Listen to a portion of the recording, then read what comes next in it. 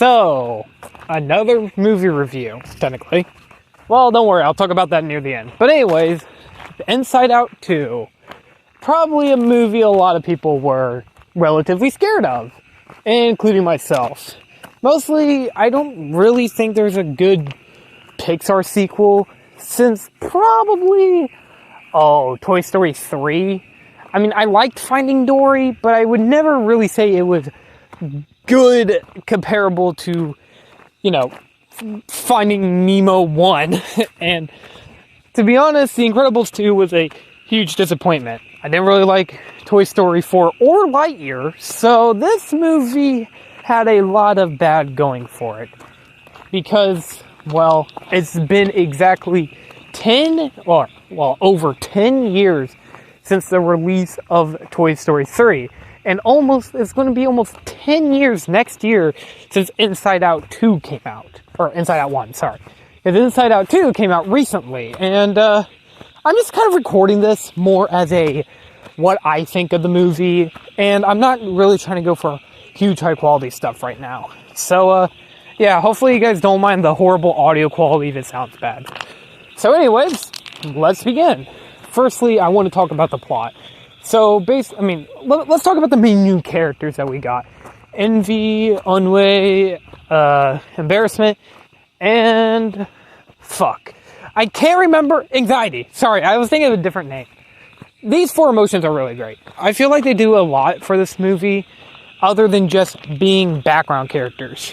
Because, honestly, having technically 9 new emotions in this movie would overstay its welcome and feel bloated with very little character development.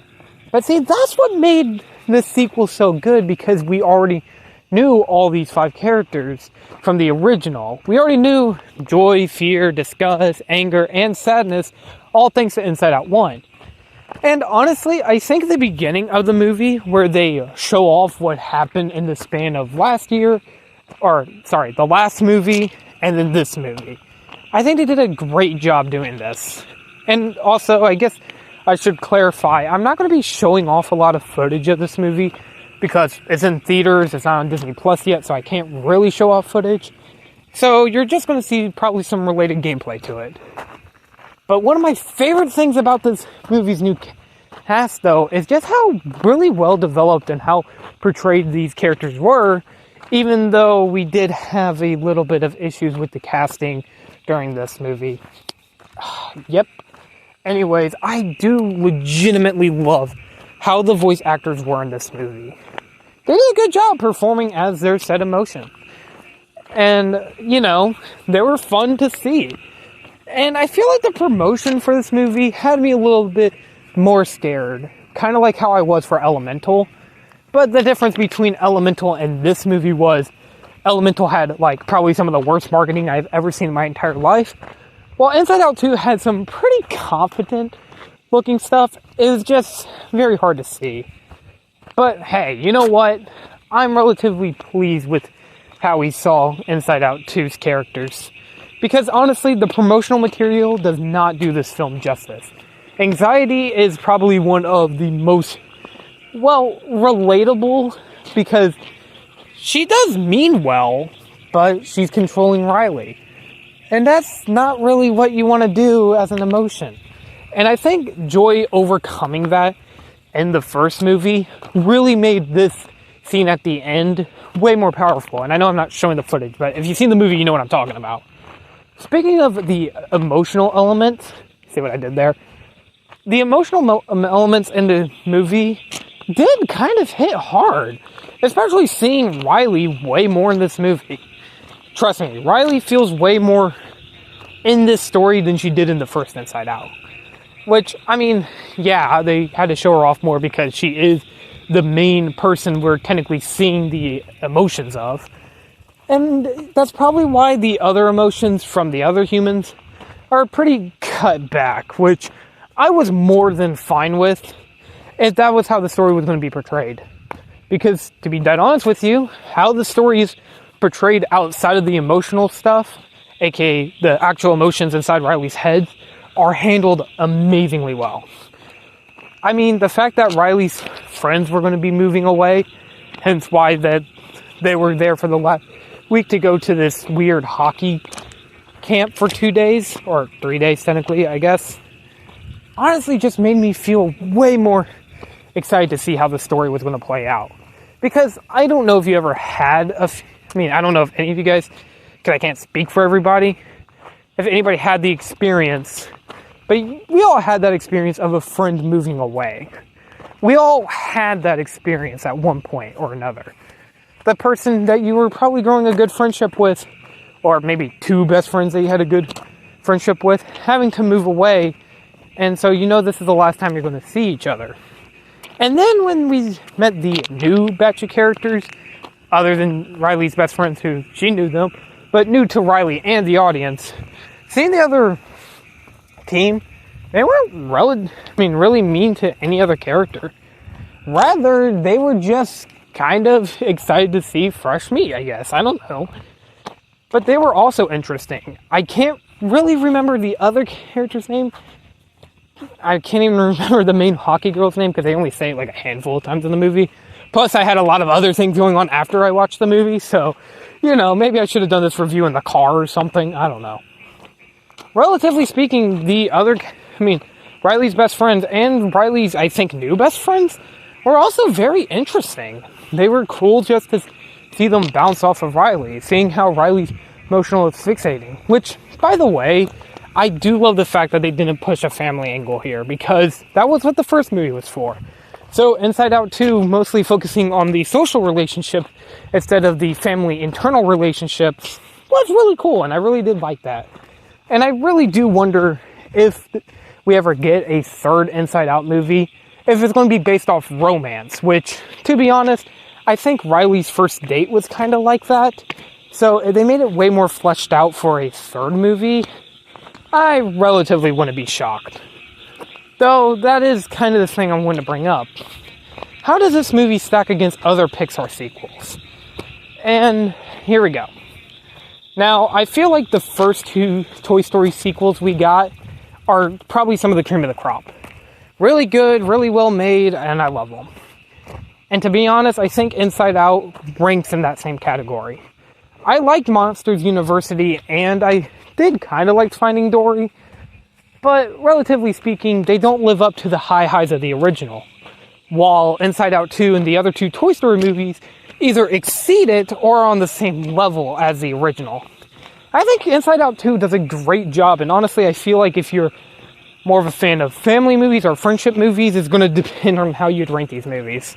There are still the emotional elements there that can get the water tears moving, so I don't really want to spoil those moments, but just letting you know, that does happen in this movie. And another thing I wanted to bring up was how the movie portrays actual real-life friendship stuff, because they did do a good job at that. You always want to impress the popular kids. Everybody felt that way at one point. So, the message of the movie basically being, you don't have to change yourself for others, while basic, I think they pulled it off really well here. I just kind of wish the friends that we see kind of had more of an anger towards Riley other than just maybe a handful of scenes. I think it would have been cool if this movie was a tiny bit longer, because it really doesn't feel that long at all. I don't even really feel any moments when it was dragged out. Oh, and the comedy in this movie, God, it's so funny. Now, mind you, they're not going to hit the levels of gut-bustingly hilarious like Toy Story 1, but there are funny moments. Let me think of some of them. The whole car ride there, and then the dad's like, so what do you want to do this weekend, honey? And then does the eyebrow thing. You know the eyebrow thing. And we all knew what that was. It cracked me up when I first saw that. Embarrassment just being all over the entire key panel was funny. A lot of the jokes with the video game characters just being a ball and then just this fucking Looney Tune ass escapade happens. Really great and funny. I don't know why it cracks me up that much. And the fact that there is one recurring joke that comes back completely out of nowhere that I will not dare to spoil. Because my God, is it funny when it happens again. Especially how the other characters react to it. And I just think this movie is just really, really good. I love this movie. And I know that might just be because of recency bias and the fact of who I've seen this with, one being my best friend and one being a relative, made this movie just probably burst out happier than maybe it fully was, but seeing how much people are loving this movie, how much respect this movie is getting, honestly, I wouldn't be shocked if Inside Out 3 is a possibility in our deck of cards. But I guess I should bring up the elephant in the room, which is what Pete Docter said a few weeks before this movie was released. Which basically, I think this movie, although good, and I do like it, and I do recommend seeing it, might cause a huge issue for, well, the entirety of Pixar. Because of what Pixar's main creative director, Mr. Pete Docter, said, it scares me to say that I don't want this to be the case. Basically, Pete Docter said that not many people like the movies unless they're sequels. But obviously that's not the case. There are movies that we all love that was released mostly as sequels to other movies, but I mean, you can have original stories too. But I don't know if Pete Docter is going to change his mind after seeing how well Inside Out 2 does. Also, they were completely suppressing creativity, saying that directors shouldn't be relying on their own personal stories because it flops at the box office. Even though it's not even true, because Lightyear flopped way harder than Elemental, Turning Red, and Luca when they came to theaters. So, yeah, you might want to check in on that, Pete Docter. Anyways, I give this movie a nice 9 out of 10. I do love Inside Out 2. And honestly, if we do get an Inside Out 3, I'll be all there for it, watching it with the same motley crew I did to watch the sequel. So, yeah, that's my opinion on Inside Out 2. And I hope you guys enjoyed it. Oh wait, I was going to talk about something else. Oh yeah, the weird amount of movie reviews I've been doing on this YouTube channel. And my undying apologies. Because I really wasn't trying to make that a thing. I really didn't mean for 2 movie reviews, and then this, my thoughts and opinions video, and then the tribute video, all come out around the same time. It was really just possibly horrible managing, because I was planning on doing a review of Inside Out 2 when I planned to go see it.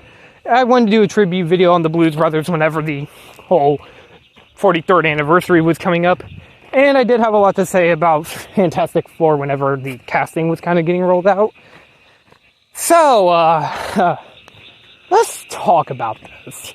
Why has there been so many movie reviews, and what am I working on that isn't?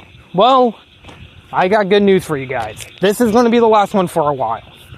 I don't want to be a movie YouTuber, nor do I want to just review movies.